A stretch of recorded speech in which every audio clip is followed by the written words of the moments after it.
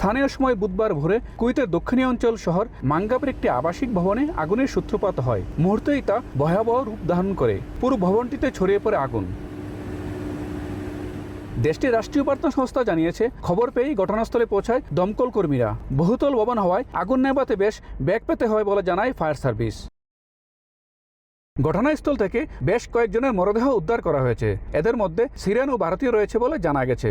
দগ্ধ অবস্থায় অনেককে চিকিৎসার জন্য স্থানীয় হাসপাতালে নিয়ে যাওয়া হয়েছে। তাদের কয়েকজনের অবস্থা গুরুতর হওয়ায় মৃতের সংখ্যা আরও বাড়ার আশঙ্কা করা হচ্ছে।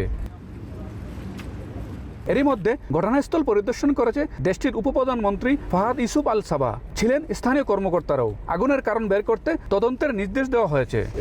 নগদে 500 টাকা বা তার বেশি পেমেন্টে পেতে পারেন ঢাকায় জমিসহ 20 কোটি টাকার পুরস্কার।